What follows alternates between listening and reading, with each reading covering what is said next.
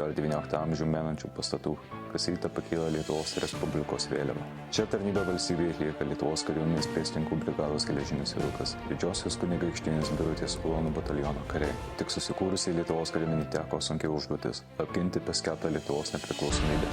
Tarp 1920 m. spalio 20 d. slaptu Lietuvos kariuomenės vado įsakymu Kaune pradėtas formuoti antrasis ulonų pulkas. Pirmuoju pulko vadu paskirtas pulkininkas Pranas Jackevičius.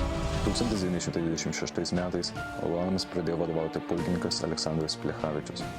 Lietuvos prezidentas Antanas Smetona 1928 m. rugsėjo 29 d. antrajam ulonų pulkui suteikė Didžiosios kunigaikštienės Birutės vardą.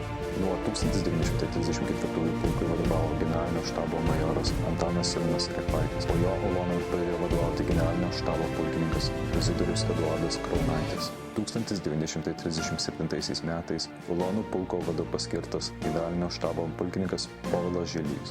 Po jo antrajam ulonų pulkui vadovavo pulkininkas Kazys Labutis. Paskutiniuoju antrojo ulonų pulko vadu 1940 metais paskirtas pulkininkas Kazys Gudelis, kurį laiką dislokuotas Vilniuje. 1940 metais ulonų pulkas buvo perkeltas į Tauragę, o Sovietų Sąjungai okupavus Lietuvą, kaip ir visi Lietuvos kariuomenės padaliniai, buvo likviduotas.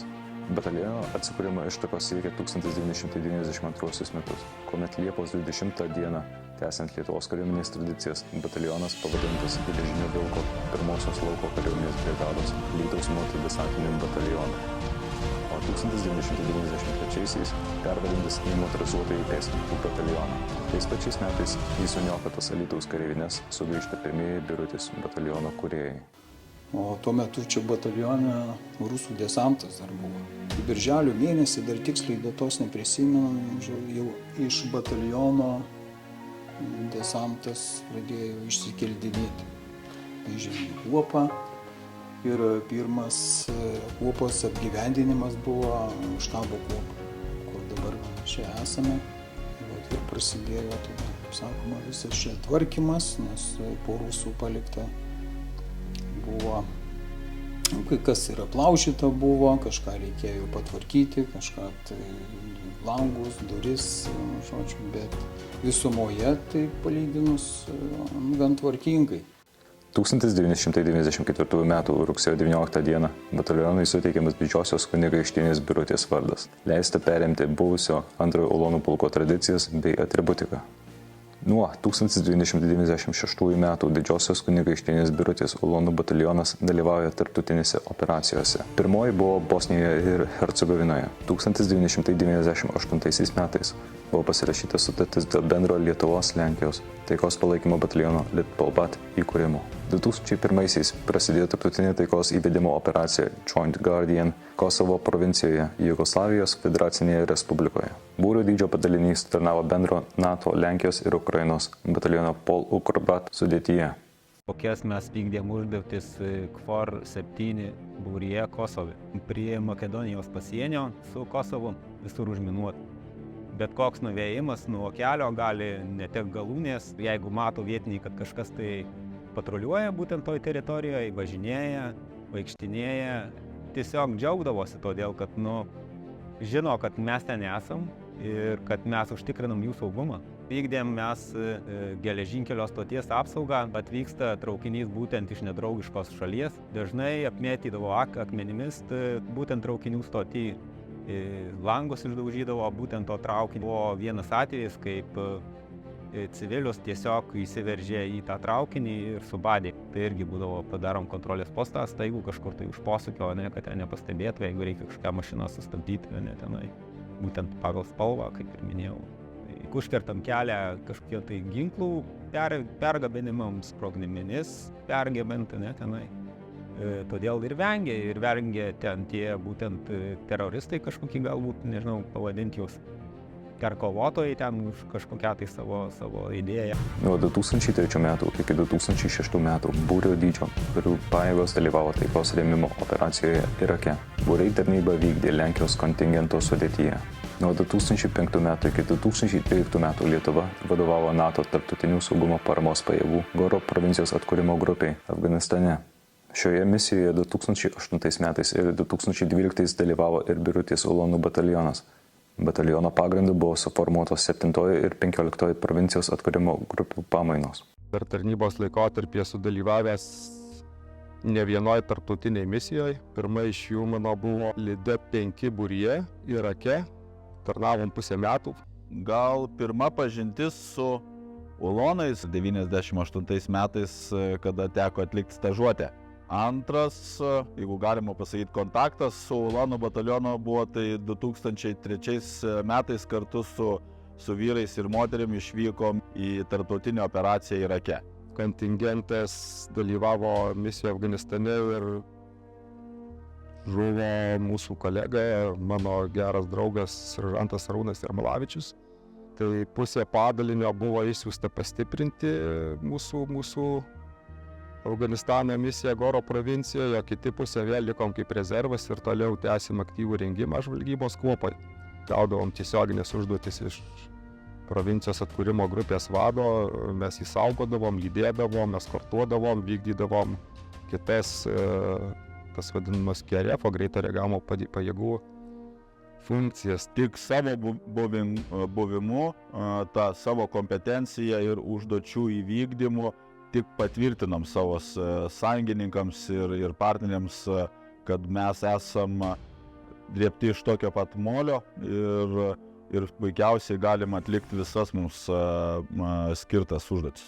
Puoselėjant ir saugant protėvių tradicijas ir atminimą 2008 m. balandžio 22 d. batalione buvo atidengta Didžiosios kunigaikštienės Birutės skulptūra.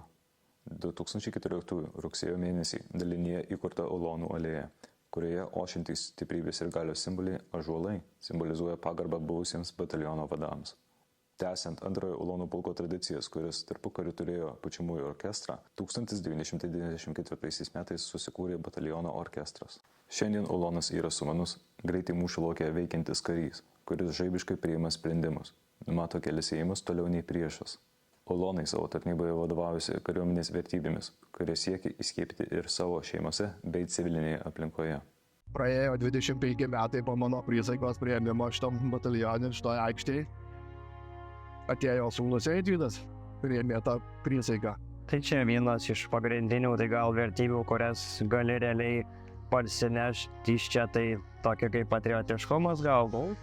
Vis tiek, kaip ta pati meilė tėvynei. Netgi gal ir garbė yra, kad savo mieste yra toks vienas stiprus batalionas. Gal tikėdavo mumis, kad mes vis tiek kažkokią tai garbę vis tiek veždavomės iš savo miesto į kitas šalis. Kas paskatino eiti į visuomenę, tai yra tas bendras supratimas, kad valstybės saugumas iš principo tiek taikos metu, tiek ypatingai krizėje ir karo metu yra visų bendras reikalas. Vieni nuo kitų esam labai priklausomi, turim ir pareigą dirbti kartu, padėti vieni kitiems tam, kad valstybė būtų stipri. Visada praktinį pavyzdį, kai mūsų bendradarbiavimo pagarba ir pasitikėjimas davė praktinius rezultatus gerai, dirbant tiek su pasieniečiais, tiek su gelbėtojais, su PAGDU, su policija ir su kitom institucijom.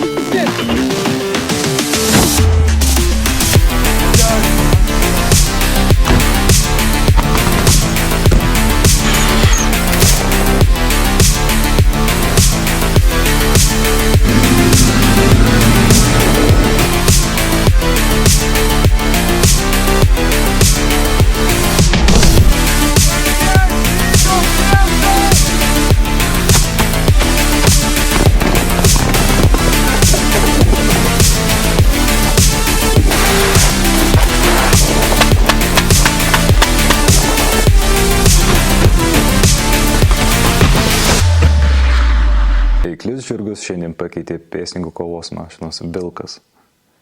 Pekės kardus ir Mauser šautuvus, modernūs automatiniai ginklai. Bet 30-asis Ulūnų atsikūrimo Alytuje metinės 2024 metų rugsėjį minėsiančio bataliono šūkis skamba taip pat kaip ir tada. Garbingi bočių žygiai te būna mums gyvenimo.